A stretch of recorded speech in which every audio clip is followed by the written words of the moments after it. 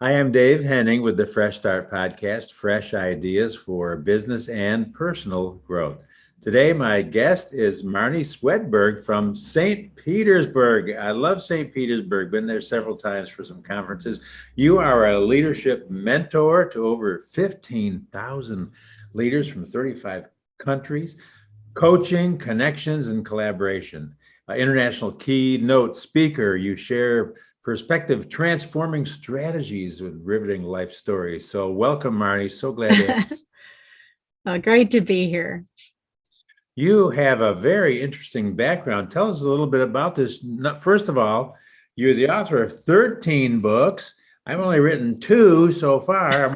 I'm thinking about some more.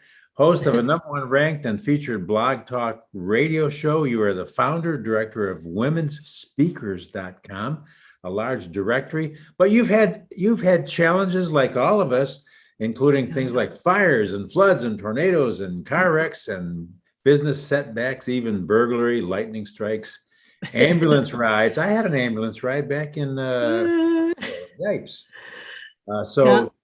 Tell us where you got started, what your background is. You were in restaurants and retail. Yeah.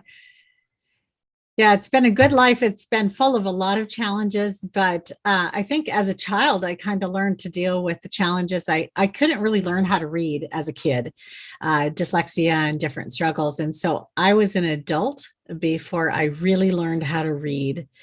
And once I learned how, I just couldn't stop, Dave. It's just bottomless, read everything I could get my hands on, and came to have a real appreciation and gratitude for authors. You said that you've written a couple books and you know how much time it takes. It's just, oh yes. It's a huge labor of love to sit for days and hours and weeks and months and even years writing things down that someone else is going to pick up and consume in probably 2 hours or less. Right. Yeah. Yes. I know. But you just think of that like I can get inside your brain and have you express things that you've learned, that you've experienced, that you've accomplished, that you understand that I don't, and you have done all the work to lay this out in a way that's easy for me to receive and understand and apply. And I can just either borrow it from the library or pay $20 or just access it like that. It's such a gift to the world. So when I communicate, that's kind of what I have in my heart. There's stuff I have in my head, in my heart, in my history that can help others. And that's how I just kind of roll. Oh yeah, absolutely. I had this book in my mind for maybe about a dozen years, and I went to a author's retreat down in San Diego, had a long 3-day weekend, having lived up in the San Francisco Bay Area, and so I finally got it published after all those years. And as it turns out, unbeknownst to me, it hit #1 bestseller on Amazon. Great. And leadership, church growth, and counseling. Awesome. What a surprise. Yeah, it was something. I always was impressed with a guy named Joe, known as Joseph the Levite, and he had a nickname called Barnabas, which means son of encouragement. And I was always thought, I'm an encourager, and that's what I've been called to do and to be and to touch people's lives. I was walking in the grocery store and somebody was coming out and I just smiled and they just lit up with a smile. It's just like that. So you never know. It was one of those things where I was really grateful to give some principles about the importance of how we can all be encouragers. And that's what I see you doing here as well, obviously. So thank you for that. You've connected with over 1,000 speakers that you've connected with. And of course, you're a public speaker yourself. And wait a minute, just stop the presses, because we are going on a whirlwind tour around the world. You've been circumnavigated the world. That's a really big word, circumnavigate. Speaking 26 times at 6 conferences in 4 countries. That is amazing. Tell us about that. What was that like? Well, first of all, it was crazy and insane, and nobody should ever try this unless God. This is like one of those things that don't try this at home, don't try this around the world unless God calls you to it. But I actually went all by myself around the whole world, and the flight plan took me all the way around the globe in less than 3 weeks, and to all these conferences and speaking and all these different people, and with car troubles and different things that were happening. The scariest time, backed up so that we didn't get through the Ugandan border until in late at night, 11 o'clock at night, and then stopped 2 times in the night by militant groups with machine guns. And you never know, you just never know. Are they going to, take all your money, take you, you just don't know. So I always just say, when God calls you to it, then he'll carry you through it. But if he doesn't call me, I like the verse in Exodus that Moses says, if you don't go with me, I don't want to go, because you're the distinguishing difference. And that's really how I make decisions and how I decide what to do. And so even though that was crazy and that was wonderful and amazing, I would never do it if God didn't call me to it. Oh, I remember that verse very clearly. Yes, absolutely. In Exodus. Oh, yeah, I understand. In fact, when my father passed away young years ago, and I was at the funeral home, the verse that God gave me was Joshua chapter 1. Just as I was with Moses, so I will be with you. So do not be discouraged, do not be afraid, but be strong and courageous.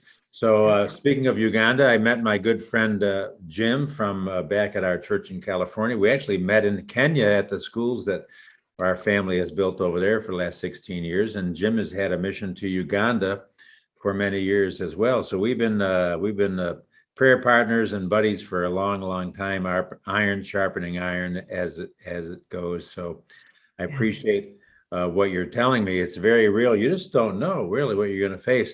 And this is interesting as well, is that you've also presented to large corporations. So you've done a lot of different things.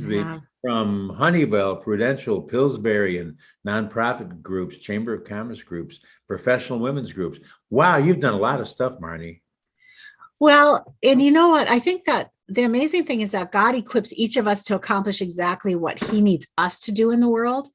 And I was thinking the other day, I was thinking about how, one of the things that we can get stuck in is saying, I shouldn't play so big, or I feel like I'm playing too small. But the reality is that God has us all in our own places, how he wants us to roll, what he wants us to do, what he's really created us to do. And I was thinking about, you've got a race car driver, Grand Prix race car driver, and he's like awesome, flying around the track just so fast and in control, and such a great driver. And then he meets a jet pilot, and he's like, man, compared to you, I'm hardly moving. You're really going fast. You're really going far. And then the jet pilot meets an astronaut for the shuttle, and he's like, man, compared to you, I'm not doing anything. And I feel like a lot of times that's kind of how we are. Either we're too afraid to play at the level God has us here for, or we're comparing ourselves to somebody who looks like they're doing so much more, going so much farther, doing so much faster. And the reality is that all God asks is that we just are who we are. So, if you hold up your thumb, you've got 1 inch here that can convict you of a crime in a court of law, just 1 inch of you. That's it. That's how unique we all are. And if we recognize that we have a creator who actually put our DNA, 3 billion base pair of DNA, he strung in a particular way to make you. So when we just say, however it is that you have made me, that's what I want to be for your glory. And so to just go and do that. So we owned a restaurant, we owned a retail store. I own the womenspeakers.com big speakers directory. And I also do the speaking and the writing. And one of the things that happens, I think, for others who are called by God to do big public things is that you can hear words of discouragement from somebody else who says, I remember the first time somebody said to me, why do you write so many books? and it was really kind of, it's like, well, I wouldn't write one unless God put it in my heart to write it. So when he tells me something to do, I just do it. And then I like to just perform for an audience of one, Dave, and just say, if it's okay with God, if he says, well done, my good and faithful servant, at the end of today, I'm good. And it doesn't really matter what anybody else thinks. Of course, we all want other people to like us and receive us and appreciate us. But really, if Jesus does, is there really any other audience that really matters? Is it in the book of Isaiah where God says, whom shall I send? And Isaiah says, here am I, Lord. Me. Send me. That's how I ended up in Costa Rica in the last several months here, because something's going on, and it's not like it was my choice. So that's what it is. Well, I've called my podcast and my business for many, many years the Fresh Start, because I always, like yourself, believe that everybody needs a fresh start, especially after last year and this year as well. But there's only one source of the true fresh start for anybody, and that's receiving the free gift. A lot of people just don't know about this free gift, and there's a lot of word that we need to share. It's not it's not me and I was a Boy Scout, me and I helped that lady across the street, me and I sang in the church choir, me and my parents, me and my pastor. No, it's not that at all, right? Wouldn't you agree? Yeah, it's me and Jesus, and that's it. Just even Dave and I, my husband's name is Dave also, but it's a great name. But we have been married just right now. We celebrated 38 years. Awesome. And I had to, years and years ago, realize that when I stood before God at the end of my life, whenever that is, and I stood before God, he wasn't going to be there with me. Dave wasn't going to be there with me. And I couldn't say, well, I didn't do that because of him, or, well, he made me do that. I was going to have to stand before God all by myself and answer, have I trusted Jesus Christ myself? Have I put my faith in Jesus Christ? And that's the free gift you're talking about, is this amazing gift of forgiveness and wholeness and healing, freedom in Christ that we have both here and forevermore. And it's completely free. The blood of Jesus Christ paid it all. And we are so blessed, aren't we, to have this gift? It is so powerful. And I get to talk with a lot of different people who have a lot of different religious or spiritual ideas and philosophies. But in the end, I just love asking questions and having a conversation, non-threatening, and just sharing. And it's interesting to see how the seed was planted somewhere else, and I had to show up at just the right time for somebody, and that has happened a couple of times here, right in town, right down Absolutely. somewhere. So how do you define a fresh start? I talked about my fresh start name and business that I go by. So how do you define a fresh start? It's kind of interesting when you think about how God did each day of creation. He did the evening and the morning, and it was the first day, and he did the evening and the morning, and it was the second day, like that. And he starts in the evening. He gets some real good rest for us there. And then we launch into the new day with a fresh start. And I just think every new day can be a fresh start. When we hit COVID last year, of course, like you said, I'm a speaker and I work with over 1,000 speakers and thousands of planners. And so what happened immediately last year when COVID hit was every event was canceled. Every speaking engagement was canceled or postponed. And so I got up every morning and was like, I don't know, like compared to what I usually do, I don't know what to do today. Nobody's thinking about scheduling a planning meeting because it's just not going to happen right now. And so I ended up for months last year just getting up every morning and saying, so what are we going to do today? So what are we going to do today? And it was amazing to me that every day could be a fresh start. I didn't go to bed worried about it. I just was able to rest, and I got up the next day refreshed and ready to go and do whatever God put in my heart. So I just encourage you that no matter where you are or what time it is, right now in this moment, you can have a fresh start right this moment. And speaking of which, what you experienced there tells me that we can have our programs, our plans, and our presentations, and any other P you want to have, but when it comes down to it, what about just spending the day with Jesus? Well, and the beautiful thing is that we can do that whether we have programs or plans or not. I mean, we can just include him in every last thing that we do. And I think what really changed for me in 2020 was the reality that it didn't matter. It didn't matter if there were plans or programs, because God has always been working and he will always keep working. And so as long as I'm going with him, I don't have to know exactly what it is. You just get up and get going, and he just leads the day. Been a struggle for me my whole life long, being a workaholic and just gratified. And I don't think they knew what ADD was when I was in high school, but Right? and I have a good business coach friend that I work with in the Bay Area, and he's always telling me about focusing. But I tend to just be multitasking nonstop because if I don't do this right, I'll forget about it. I need to go over here, Mhm. and it says.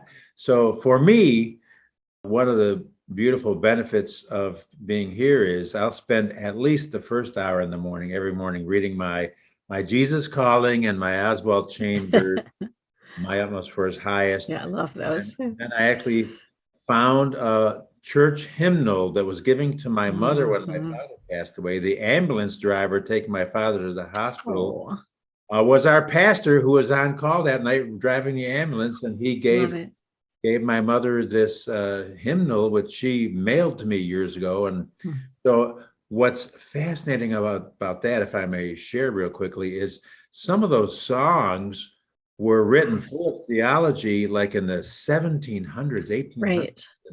And I'll just open up, and it's in addition to the devotionals and reading every Bible verse.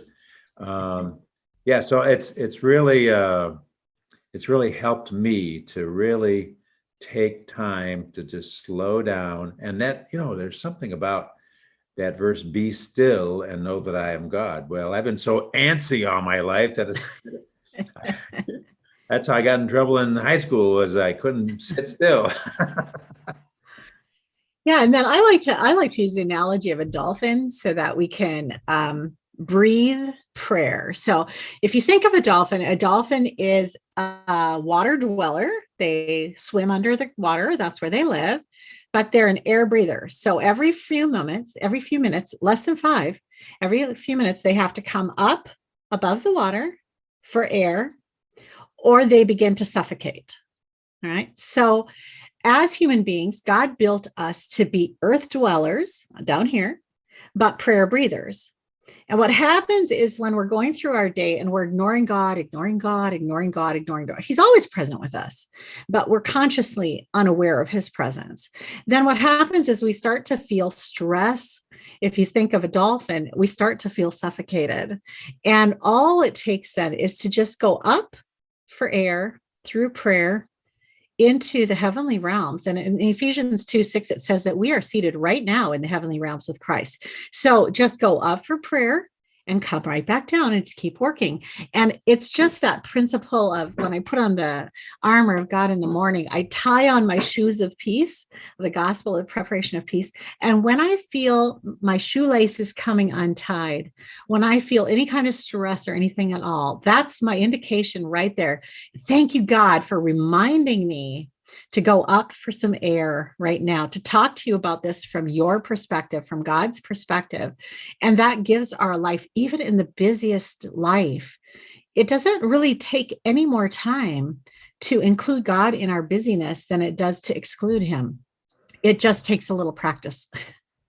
That's right. Be still and know that I am God. That is a great dolphin illustration. I love it.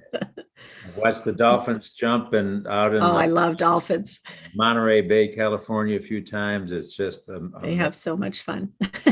They're having way too much fun. That's really cool. So talk about the roles, habits, systems, and templates, and maximizing fresh starts. Is that really possible? Yeah, and you know what? When I coach and mentor with leaders and with communicators, one of the things that sucks so much time and energy is reinventing the wheel. Just every time you're doing something, doing it over and over and over again. And there are so many wonderful systems and templates that we can use that you set it up one time and then it just works for you going forward. So that's one of the key things that I encourage people to do is identify what you're doing repeatedly and look for a way to simplify it. If you need some help, I can help you with that. But, and so can just do a Google search for that matter. If someone knows how to do what you need done and they can help you do it very efficiently. But I think one of the biggest time sappers and energy sappers is when you're doing a repetitive task, starting over and over every single time.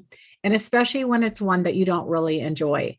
And so, my first book that I wrote, Dave, was Kitchen Shortcuts. And what I said in there is I said, okay, there are the days when you just want to play in the kitchen. You want to spend 2 or 4 hours making something gourmet or whatever it is. And then there's all the other days when all you want to do is just get something edible on the table quick. So that's kind of how I'm talking about here. There's things that you like to do over and over again. But then there's things that you really dislike. You don't like to do it, but you have to do it.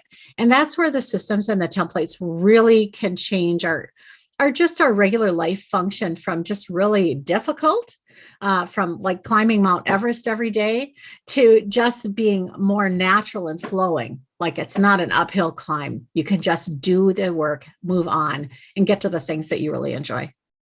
Awesome.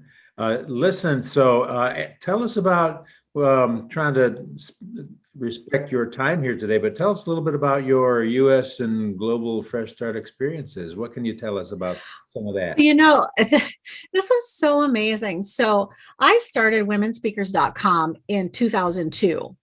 But I'd been speaking myself since about 1996 when my first book came out. And then in 2002, I was minding my own business and a blue clickable map came in my mind. I just saw a picture of a blue US map and it had the little states like outlined on it, like somebody could click it.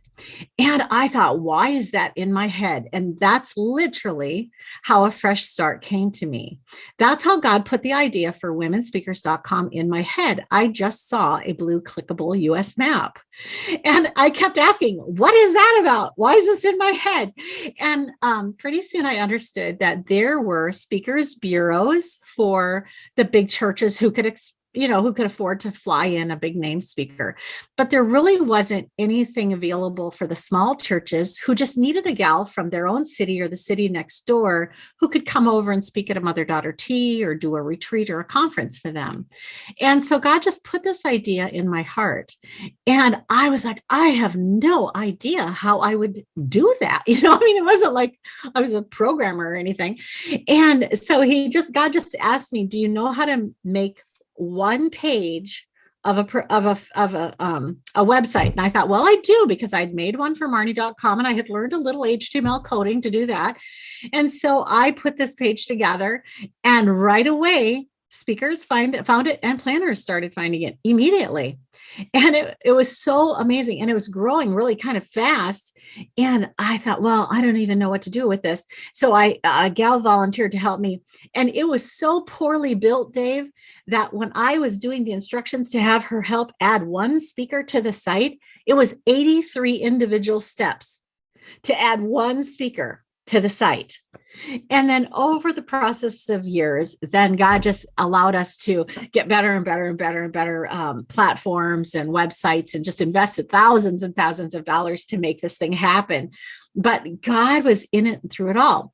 Well, in 2009, one day I was minding my own business, and in my mind came a US globe, a world globe. And I was like, now that does not belong in my head. I've had a US clickable map in my head for 7 years, clearly knowing what to do with that map. But now what is this globe doing in my head? I started praying, God, why is this globe in my head? And on Friday of that week, I was contacted by a major ministry, and they said to me, Marnie, will you go with us across the globe to minister? And I thought, if you would have called me last week, I would have told you, no, sorry, I don't do anything out of the US. But because you're calling me today, and just this week, God put a globe in my head, I will consider it. I will prayerfully consider this and get back to you. And that opened up what is now, like you mentioned earlier, a global ministry. So I think we don't even have to worry about generating our own fresh starts. All we have to do is just walk with Jesus, be willing. I always like to say, I like to be in the position of yes before he even asks me. I just want to be in the position of yes, of course, whatever you want. And then whenever God taps me for something, I'm already ready to say yes and go forward. So there's no pressure to, make things up or whatever. You can just walk along and Jesus will lead you. So those are my fun US and globe stories. Oh, wow. That is really amazing. This is silly. I'm not going to go into it. We don't have time, but I was actually head of my insurance agency, and I was sitting in my office at my desk, and believe it or not, the word hot dogs popped into my head. And it was during the Great Recession of 2008, I believe. And I found a book on Amazon called Hot Dogs Saved My Life, a guy that lost all of his furniture stores over in Tennessee. His wife and 3 kids lost their house, had to move into a trailer, and he developed this amazing, oh my goodness, amazing program of teaching people how to be street vendors and how to serve factories and stuff. So I actually bought some equipment, and I was doing Chamber of Commerce events. Oh my gosh. Yeah, and I was just trying to love it. Just trying to raise some money for our charity, and but it was just kind of fun because I'm a networking guy and I love talking to people. But it was just one of those things where the word hot dogs pops into my mind.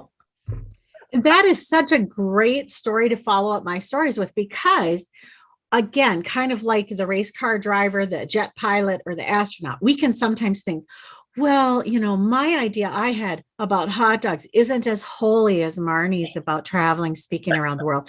But the thing is that God needs people everywhere, on every street corner, in every business, in every hospital, in every country. There is nothing more holy about any of the work that he calls us to do. The only thing different about it is if he's really calling you or not. If he's calling you, then just go do it and have fun selling hot dogs or whatever it is. I love that story. Absolutely. Yeah. So listen, we're, boy, the time flies when you're having fun, but it is. How can I help you? You have 6 anti-discouragement questions. And I don't know if we have time to go into those, but how can let's just show. My website is marnie.com, just MARNIE. And if you go over to marnie.com, on the top up there where you're entering the address, just do a // and type in free resources, just marnie.com / free resources. And right there, you'll find the 6 anti-discouragement questions. And the reason I thought of them for your audience, Dave, is because you're talking about fresh starts. And one of the hardest things for us to do as human beings is to wait. When we're like finished with something, but we don't know the next thing, or we can see this one coming to an end, but we don't know what's coming next. This period in here can be really difficult, and we can get very discouraged and kind of lose heart there. And so the anti-discouragement questions are perfect for that middle time before you get your new fresh start, or also they're just good for any time when you're just feeling down and you can't really figure out how to encourage your own heart. It says in Hebrews 2, bolster up your own legs and strengthen your own arms. And sometimes other people come and do it for us. Sometimes God just intervenes with a song on the radio or whatever it is, but sometimes he wants us to take action. And so these 6 questions are really helpful in times when you are down and you don't know how to get back up. Yeah, that's fantastic. I'm speaking with Marnie Swedberg from St. Petersburg, Florida. Fantastic to have you with me today. Thank you so much. I have one more question. Yeah, shoot. Okay, so I ask everybody this because I'm a wise guy and I was voted the senior class clown in high school. Oh, there we go. So, well, it's not a funny question really, but it is a question that brings out the best of us entrepreneurs and speakers, I think. Hopefully, you'll be amazed at the answers I've gotten when you hear this question. So, what was your very first job when you were a kid or a teenager? Oh my goodness. You know what? I sold jewelry that was made by handicapped people door to door with a team of other very young 14-year-olds. Oh, So we would all arrive at the same location, get in a van. Our leader would take us. He would dump us all off at different corners in very rich neighborhoods in the Minneapolis, St. Paul area. We would be given a certain amount of time. We would have a little tray. We'd go up to the door and ring or knock, and then we'd have to do our little story, a spiel about how these were handicrafts made by the handicapped, and they went to fund this certain organization. And so that was my first job, selling door to door. And I really don't remember if I did very well or whatever, but I definitely knew that I really liked to talk to people. And I could tell that the people who bought really enjoyed supporting what I was doing. And I think that after I became a salesperson and a sales manager after that for many years. So it was kind of my introduction to actually, I like whether you're in sales or whether you're in management or whether you're in marketing or whether you're just a mom, you're just every day you're selling something. Somebody has a need, you have the solution, you need to make that work together. And so I just love how that is. And thanks for asking. that's a wonderful story. You had no way of knowing this, but my son was born premature many years ago and he ended up with cerebral palsy. So I have a big heart for that. And Yeah. right now I serve on a board of directors in San Jose, California for disabled adults. Yeah. With my wonderful friend Nick that started that, and he originally started a program for an organization called Young Life, where for disabled kids called Young Life Capernaum, and it's grew from San Jose, California to 48 countries. But all those kids grew up and grew out of that program. So he says, a couple years, like 3 years ago, he says, Dave, join this board of directors because all those kids that are now they're 50 years old and they we still want to minister to them. So it's called Emmaus in Ministries, where if you know the story of the road to Emmaus. So anyway, thank you for sharing that. Thank you for being. You bet. Great to see you, Marnie Swedberg. I'm Dave Henning with the Fresh Start Podcast, fresh ideas for business and personal growth. Thank you, Marnie. Thank you. Great to be here, Dave.